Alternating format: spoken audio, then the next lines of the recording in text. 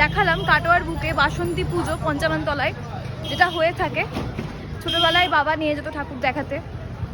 ভাবতাম যে এরকম অসময়ে পুজো হচ্ছে, অসময়ে দুর্গা ঠাকুর এসছে। যাই হোক, ভগবতীর দর্শনে মনটা ভালো হয়ে গেল। আর একটা বাড়িতেও গেছিলাম যেখানে অন্নপূর্ণা পুজো হচ্ছে। ওখানের একজন আমাকে চিনতে পেরেছেন এবং চিনে আমার সাথে কথা বললেন, বেশ ভালো লাগলো।